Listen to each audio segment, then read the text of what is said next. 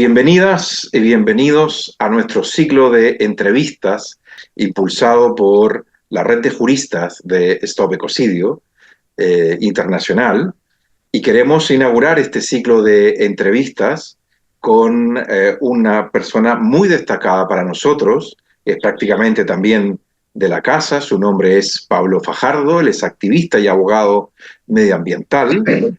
Tuvo la posibilidad de ganar nada menos que el premio Goldman de Medio Ambiente, y obtuvo también otro premio por la CNN por su trabajo en el conocido caso Chevron Texaco, que afectó a la Amazonía ecuatoriana, y él tuvo la posibilidad de encabezar este equipo de abogados y activistas que ganaron este caso, a pesar de que luego ha tenido otro recorrido diferente que ya nos contará el entrevistado. Y él fue también miembro del panel de expertos independientes que redactó la definición de ecocidio que ha sido propuesta hace unos pocos días atrás por Vanuatu, por Islas Fiji y también por Samoa, a la Corte Penal Internacional para incluir este crimen en el Estatuto de Roma de la Corte Penal Internacional. Entonces, sin más preámbulo, quiero darle la bienvenida a Pablo y quiero agradecerte sinceramente, Pablo, por estar aquí y por inaugurar este ciclo de entrevistas. No, gracias a ti, Rodrigo. Muchas gracias también por este espacio también, y creo que siguiendo creando conciencia social, ambiental, de ecocidio en el globo. Muy bien, mira, quería preguntarte como primera cosa, ¿qué es lo que te movió a ti a preocuparte por los asuntos medioambientales? ¿Cuándo surge esta preocupación tuya? ¿En qué momento? No sé si existe algún momento que tú recuerdes, ¿no? O es algo que quizá lo traes ya desde el subconsciente cuando eras muy pequeño. No lo sé. Cuéntanos un poco. Bueno, a ver, yo nací, Rodrigo, en la costa de Ecuador. De ahí migramos a la parte, digamos, a otra parte de la costa mismo, que es la provincia de Manabí, la provincia de Esmeraldas. Y estando allá por cuestiones económicas, también climáticas, mi familia, mis padres, migraron hacia la Amazonía norte del Ecuador. Y esto era básicamente porque en la costa en esos años había un verano, había muy poca lluvia, ¿sí? Y claro, en la Amazonía había abundante lluvia. Entonces, cuando uno llega por acá y se encuentra con problemas bastante de contaminación ambiental, porque efectivamente cuando uno llega acá a la Amazonía Norte de Ecuador en esos años, yo decía cuando en los años 80 llego para acá a la Amazonía Norte de Ecuador, eh, al llegar uno, digamos, desastres ambientales gigantescos que eran en ese tiempo causados por la empresa Chevron Corporation, antes Texaco. Y esto era en los ríos, en las carreteras, enormes cortinas de humo con los mecheros que se quemaba el gas, por ejemplo. Bueno, un desastre ambiental que causaba problemas en la salud, en la vida de la gente y sobre todo en los pueblos indígenas. Ahí empezamos a pensar de que eso no era lo correcto, y con otros amigos empezamos un pequeño grupo de defensa de los derechos de los pueblos indígenas y campesinos de la tierra también, para luchar contra este crimen, ¿no? Incluso ahí nació también la cuestión de mi profesión, de mi abogacía como tal. Yo soy un campesino en el fondo, yo vivo en el campo, yo me dedico a la agricultura. El tema de la abogacía es una cuestión que la hago como, porque me encanta, ¿no? Pero no soy un campesino yo, ¿sí? Entonces, perdona, Pablo, ¿y en qué claro, año empezaste a estudiar Derecho? ¿Qué edad tenías tú cuando empiezas a estudiar Derecho? Bueno, yo estoy un poco tarde en Derecho, porque o sea, lamentablemente donde vivía yo, acá no había universidades. O sea, yo acabé la secundaria en colegios por las noches, porque en el día tenía que trabajar en el campo, ¿sí? Entonces no había universidades, y al final había una universidad que era por correspondencia, y yo estudié por correspondencia. Yo nunca fui a una universidad, digamos, normal, como se dice, presencial directamente, ¿no? Sí. Porque evidentemente en los problemas que tenía cotidianamente con la gente, con las comunidades, siempre te decía, busca un abogado que le ayude. Y ese abogado no había, ¿sí? Y ahí dije, entonces, ok, voy a ser abogado para trabajar en esta lógica directamente ahí. Yo entré en la universidad cuando tenía ya unos 25 años de edad más o menos, y me gradué de abogado a los 31 años. Sí, ya un poquito tarde, pero al final, digo, estuve trabajando en esta actividad directamente de defensa de derechos como un activismo formal directamente que hacía allí, ¿no? Entonces te decía, había ese problema. ¿Y qué es lo que ocurre, ha ido ocurriendo con el Bueno, estamos en el caso Chevron, luego tenemos otro caso que es el caso Mecheros también, con la combustión del gas que se hace actualmente, que es otra demanda que hicimos contra el Estado, que también la ganamos, y otro planteado contra distintas empresas petroleras y el Estado ecuatoriano por derrames de petróleo, por vertidos de agua de formación, por combustión del gas, o sea, por muchas razones que destruyen el ecosistema, que en el fondo son actos de ecocidio que se van produciendo cotidianamente y que generan un problema de fondo, Rodrigo, y esto es importante decir. Como te decía yo cuando empecé esta entrevista, cuando venimos, aquí había abundante lluvia. Hoy los ríos, Rodrigo, los ríos de la Amazonía en su conjunto se están secando. O sea, tenemos ríos, incluso una dimensión enorme, hoy se ve todo pura piedra y arena, ¿sí? Los ríos se están secando, la lluvia se está escaseando cada vez más, ¿sí? Entonces, eso es gravísimo, porque hay ejemplo, que habitan en la ribera de los ríos, en la que su vía de acceso, o sea, el río no es únicamente la fuente de pesca, la fuente de vida, es también la vía de comunicación. Y no pueden navegar los ríos porque están demasiado secos. Se pone a ver estos actos de ecocidio que se están cometiendo contra el planeta, contra la humanidad, ¿sí? También se trasladan a unos actos, digamos, de discriminación contra los pueblos que viven en la ribera de los ríos limitada y que se lo están empujando a la migración forzada, son migrantes ambientales, en vivir con tranquilidad, porque sus ríos ya están contaminados tanto que los peces ya están extinguiéndose, que los animales directamente ahí, y además ya no pueden navegar los ríos. Los niños no pueden ya bañarse en los ríos porque están con hidrocarburos. Rodrigo, amigos y amigas, estos problemas son serios, que a veces cuando uno los vive acá, o sea, vive aquí todo el tiempo en eso, sabe el impacto que eso genera y que mucha gente fuera lamentablemente no los ve así porque no los vive directamente. El problema ambiental global es tan fuerte, o sea, el cambio climático es tan fuerte que, insisto, las lluvias se escasean, los ríos se secan, antiguamente los pueblos indígenas que viven alrededor de esos ríos, su alimentación disminuye, ya no pueden recrearse en los ríos, ya no pueden hacer pesca en los ríos, ya su vida cambió por completo, ¿sí? Y eso impulsa que la biodiversidad vaya afectándose, destruyéndose, pero también la vida, la cultura de los pueblos también se ve cambiada por completo. El problema es holístico, es integral. Pablo, has hablado de cómo se ha venido afectando a estas comunidades a través del cambio climático. Sin embargo, en la actualidad todavía hay mucha gente que no cree que esto sea un problema. ¿Cómo podemos hacer para demostrar y para que la gente tome conciencia de la gravedad y la magnitud de lo que estamos viviendo y cómo esto afecta a las comunidades más vulnerables? Pero en esto yo creo que hay que diferenciar el tipo de gentes. Hay personas, hay colectivos, hay, bueno, gente que nunca van a entenderlo. O sea, ¿sí?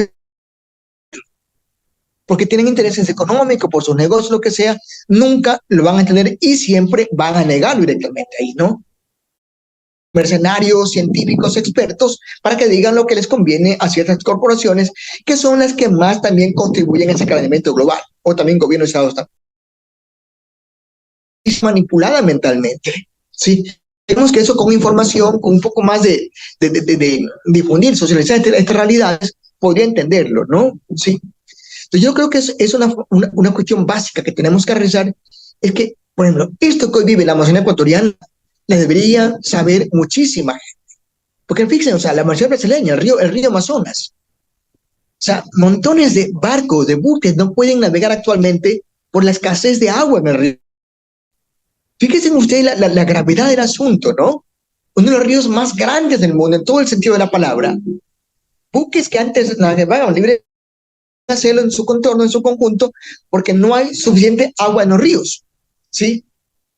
Tiene una causa, ¿sí? Y obviamente una consecuencia. La causa es el calentamiento global, que es real, que es innegable, pero como insisto, mucha gente, aunque lo vea, va a intentar decirnos que eso no es verdad. Sí, porque es gente que nunca quiere entenderlo. No es que no lo entiende, es que no. ¿No? Pero hay otra población, insisto, que sí lo entiende y que evidentemente va a comprender cuando ve esta realidad que y el problema es de todos y de todas. Y que este es un autocrimen también contra nuestra propia humanidad que tenemos en vida.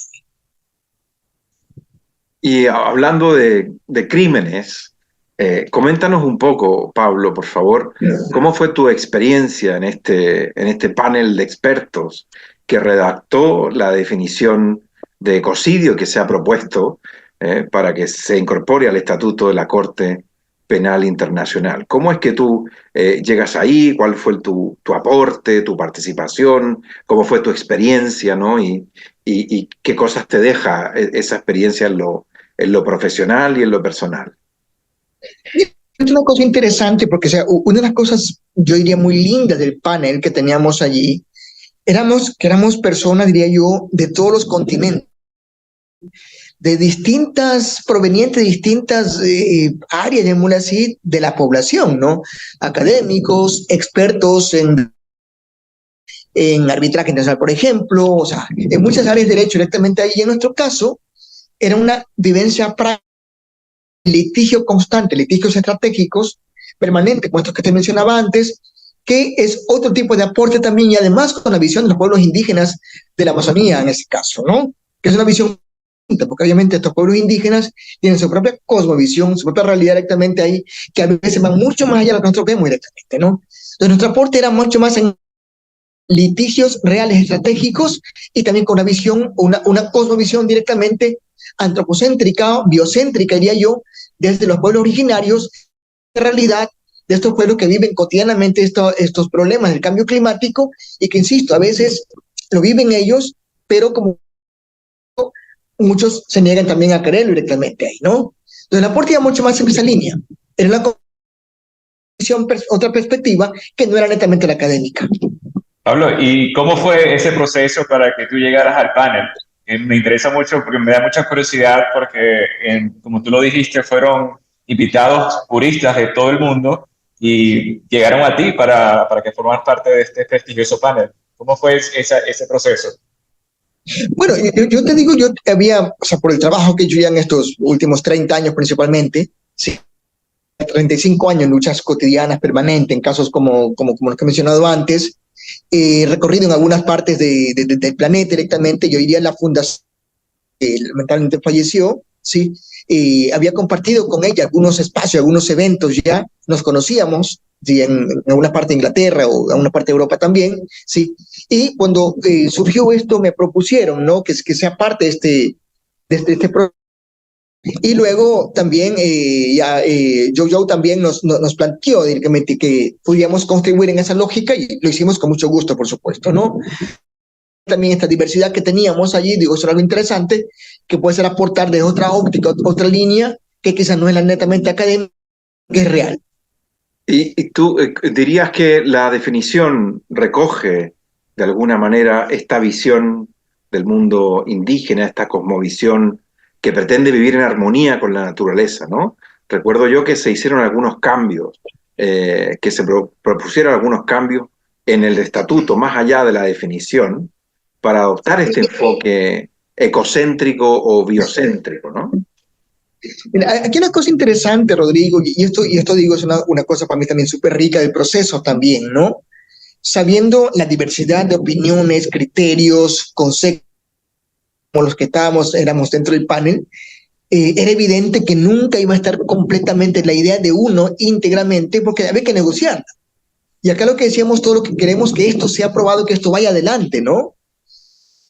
Las ideas son mucho más radicales porque vive una realidad al fondo y yo quisiera que estén mucho más contexto incluido allí, ¿no?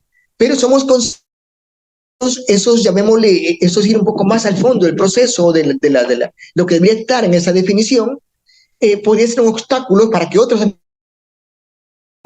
Entonces, ¿cómo logramos un punto de equilibrio, ¿sí?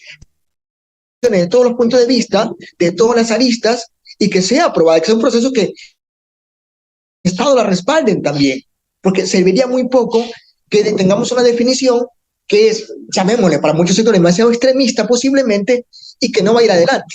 Entonces, sería como, pero tampoco queríamos que esté una definición que sea, digamos, plenamente complaciente con sectores de poder, pero que desconozca la realidad de los pueblos también, los pueblos originarios, ¿no? Entonces, la cuestión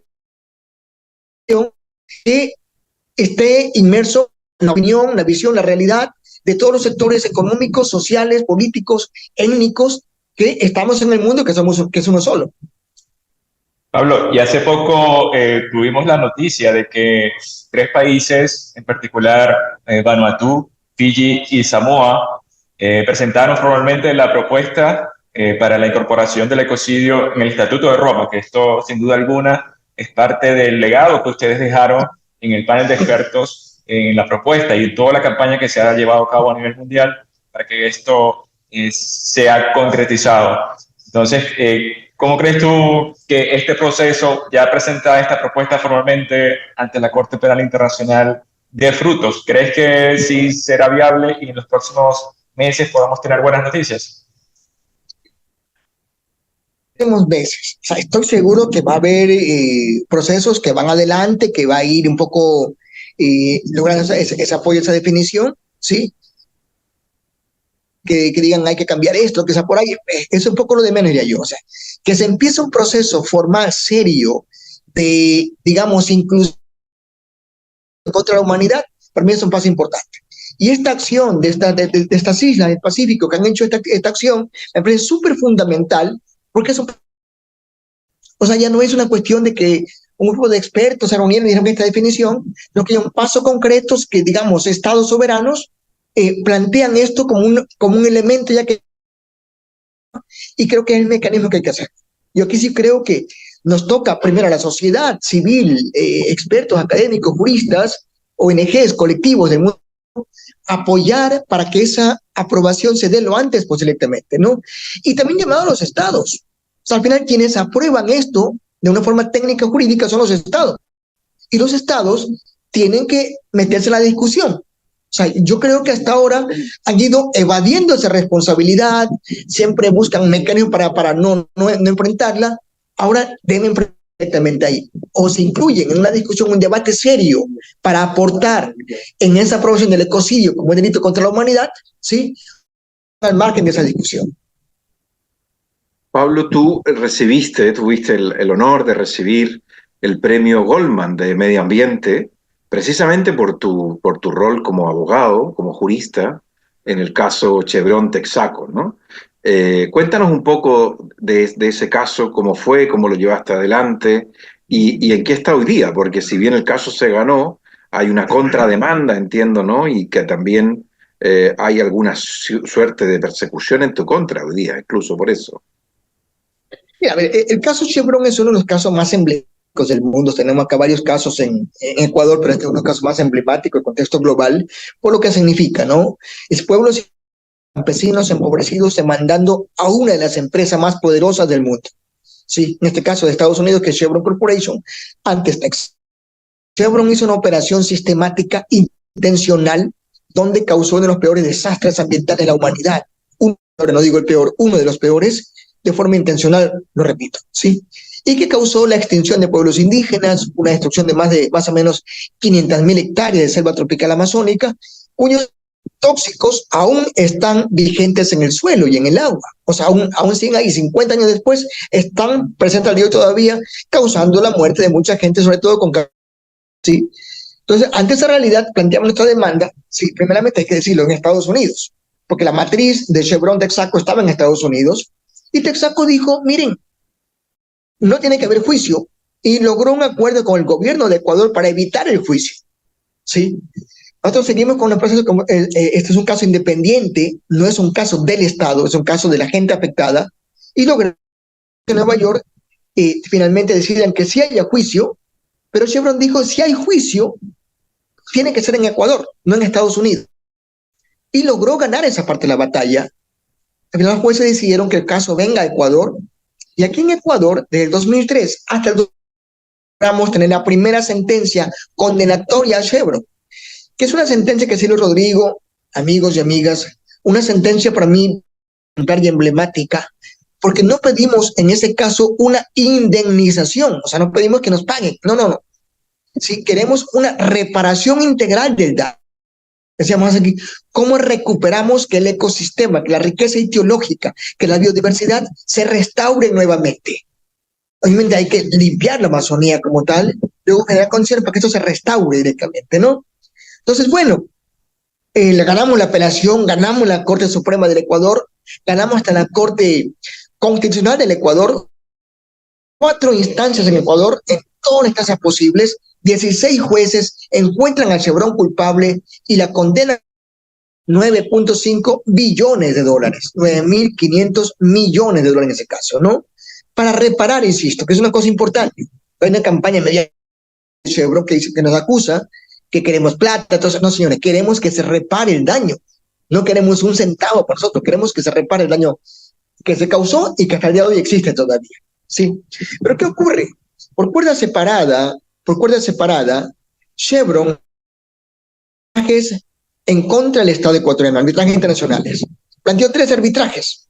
De los 3 arbitrajes le ha ganado 2. Y sobre todo, Rodrigo, que esto es una cosa gravísima, pese a que el Estado no es parte de nuestro juicio, ni tampoco nosotros parte del arbitraje, que es un caso entre Chevron y el Estado ecuatoriano,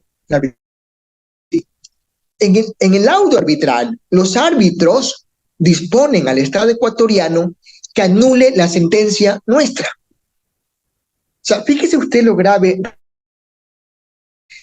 Los árbitros de cualquier país le ordenan al gobierno de España, de Chile, cualquier país, dice, le ordeno que anule la sentencia de la Corte Suprema de su país. Y uno se dice, oiga, ¿y esto cómo se hace jurídicamente? ¿Dónde queda la soberanía de los estados? ¿Dónde queda la división de las funciones de los estados? Judicial, ejecutiva, legislativa y otras. ¿Sí? ¿Dónde queda la seguridad jurídica de los pueblos? ¿Sí? O sea, es una cuestión gravísima que rompe el marco constitucional de la República del Ecuador. ¿Sí? Y además le dicen, si no anula la sentencia, usted, Estado, impide que los demandantes puedan ejecutar la sentencia en Ecuador y en otras partes del mundo. Otra vez. ¿Y en este caso, qué prevalece? Fíjense ustedes, tenemos el contexto global derechos que favorecen a las empresas, corporaciones, sistema económico, pero también instrumentos jurídicos que son derechos humanos, que protegen los pueblos indígenas, que protegen los campesinos, ¿sí? Aquí la cuestión es qué prevalece, el derecho económico de las corporaciones o el derecho humano de los pueblos. ¿Qué prevalece en esos casos? ¿Sí? Y claro, bajo el aspecto jurídico, la Carta de Naciones Unidas, por ejemplo, prevalecen los derechos humanos antes que el derecho económico, ¿sí?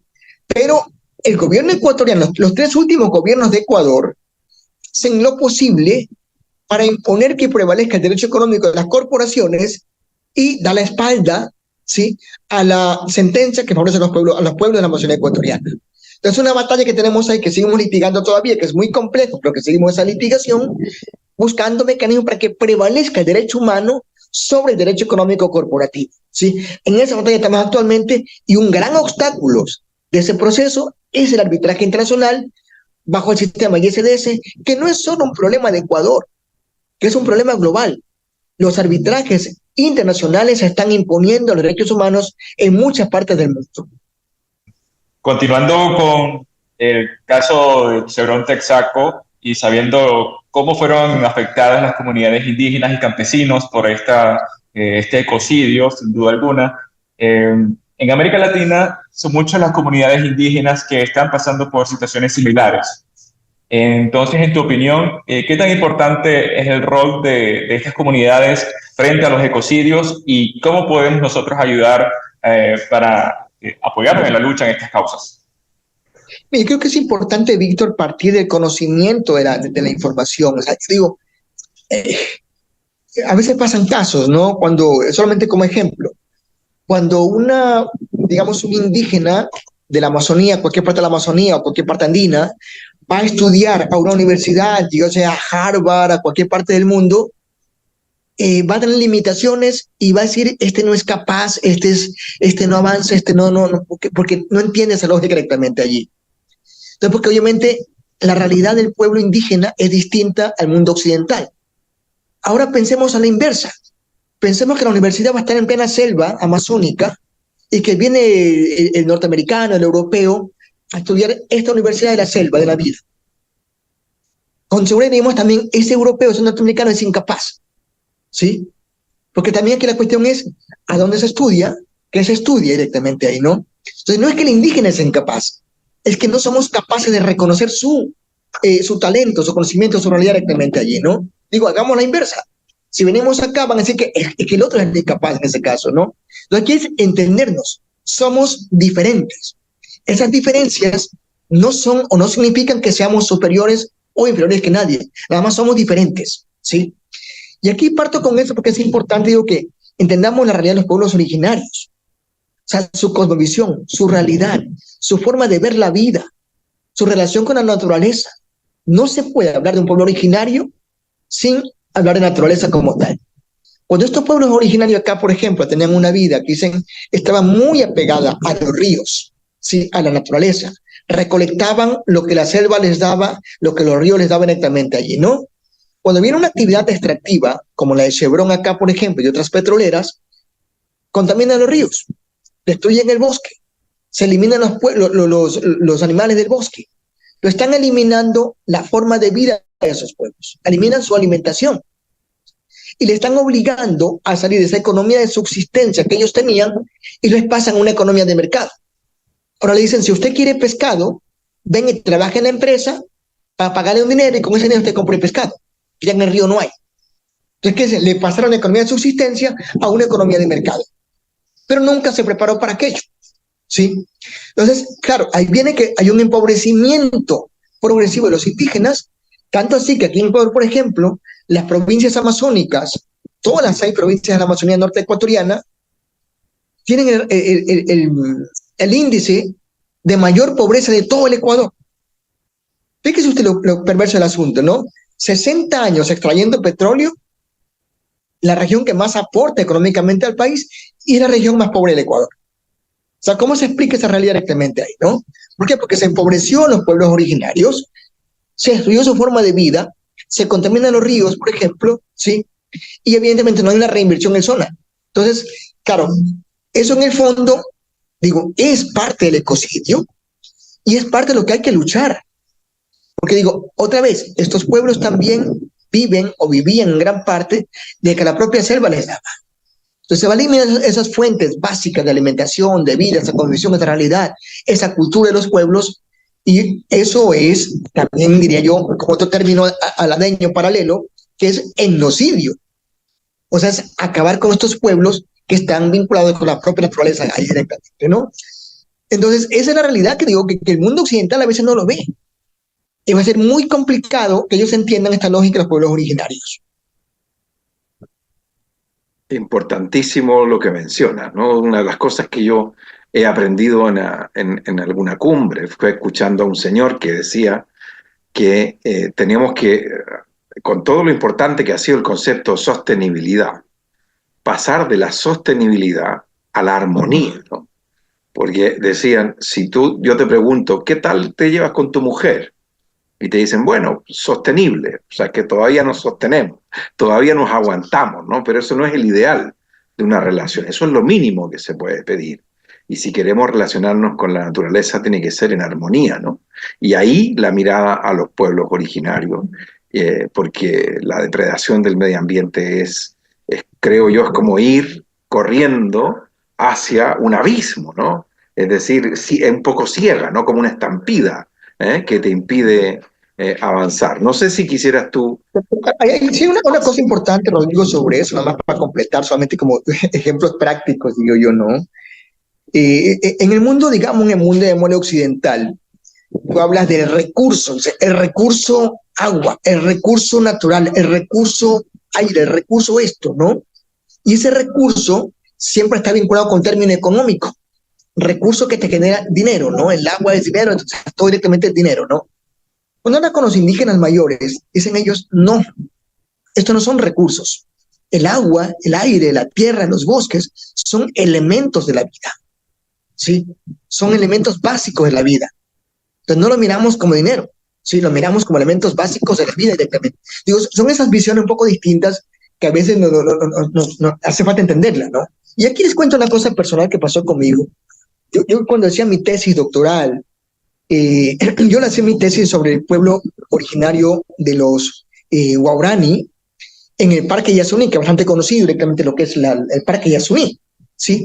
Entonces yo cogí con amigos sacerdotes, me interné en el parque, fui con mi agenda directamente allí, a estudiar más los pueblos indígenas guaraní para entenderlos mucho más y hacer mi tesis propositiva en esa línea, ¿no? Y como todo con esa cultura occidentalista también yo en ese momento, viví con mi esquema, digo, ok, iba a estar un mes, el día 1 voy a estar aquí en esta comunidad, hice todo un mapa, cómo me recorrer, todo lo demás. Llego allá y esa agenda mía se cayó enseguida al piso porque me dijeron, ok, vamos aquí, es su tiempo, que el tiempo de ellos no es el mismo nuestro, ¿sí? Vamos a una comunidad, me dijeron, le digo, ¿y qué tiempo? Dice, 2 horas de viaje de ida, 2 de vuelta, 2 horas ya 6 horas. Era mediodía, volvimos tranquilamente acá, y me dicen, bueno, denme por ahí si quieres. Me arrinconé en un lugar, amanecí, dije, al siguiente día volveremos muy temprano. El siguiente día, no, vamos a charlar, vamos a pescar, vamos a esto, a cacería. 2 días después vuelven. Yo digo, mire, es que tengo una agenda, tengo que cumplir con esta agenda que tengo aquí. Hay un término muy común en el mundo occidental que decimos, es que el tiempo es oro. Aprovecha el tiempo, ¿no? El tiempo es oro. Yo digo eso y me dice uno de ellos, no, señores, están equivocados, el tiempo no es oro para nosotros. El tiempo es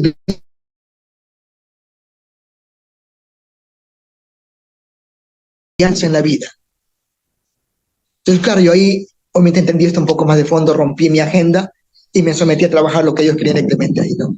Pero son cosas que uno las vive y les pasa, solo así las entiende directamente que es un mundo diferente.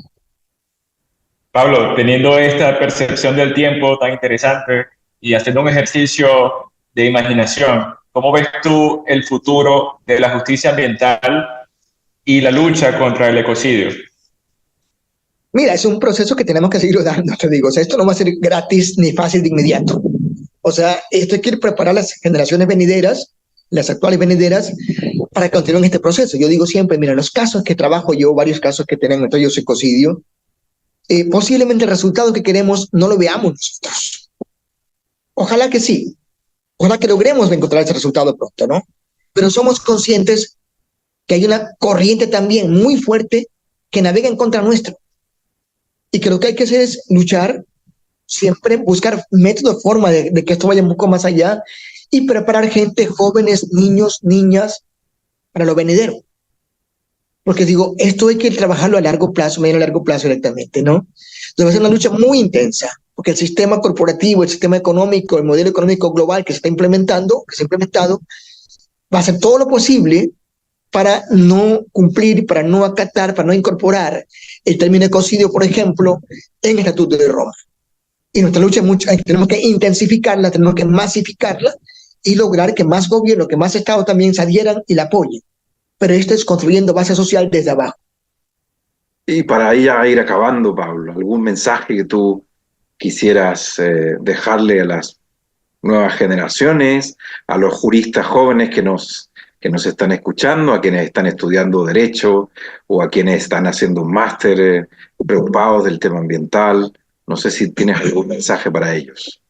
Bueno, nada más, primero agradecer, por supuesto, todo este colectivo, ¿no? Pero segundo decir, miren, y aquí a los estudiantes, lamentablemente, quizás con algunas excepciones, las universidades preparan a los jóvenes para el mercado, para el negocio. Preparan para que vaya a servir, vaya a apoyar el sistema. Pero no nos preparan para la vida. Y creo que el luchar, como el tema del ecocidio, contra el crimen de lesa humanidad, contra los crímenes ambientales, es luchar por la vida. Y eso no siempre se aprende en las universidades. Entonces creo que la escuela de la vida es mucho más profunda en estas cosas y esta realidad nos lleva un poco a conocimiento mayor de lo que tenemos que hacer en el contexto global. Sí. Hoy también con esta acción de Samoa y Fiji y otras, miren, creo que es un reto también que tenemos ahora. Es un reto. ¿Cómo incorporamos ese tipo de acciones también en la discusión académica? ¿Cómo logramos que esto vaya mucho más allá también y que de todos los puntos de vista hagamos un ejercicio colectivo, una presión social para que los estados entren primero a la discusión seria sobre estos términos, sobre esa incorporación del ecocidio como delito de lesa contra la humanidad, ¿sí? Y que aporten, no que obstaculicen, que aporten con discusiones serias, sensatas y reales, que al final vayamos llegando a ese término que queremos llegar todos, que sea reconocido el delito del ecocidio como un delito contra la humanidad. Pero esta es tarea colectiva. Esto no es tarea de los 12 o de más personas, es tarea colectiva de todo el globo. Muchísimas gracias, Pablo. Con estas palabras, entonces, pues ponemos fin a esta primera entrevista de nuestra sección de la Red de Juristas y los esperamos en una siguiente oportunidad. Hasta pronto.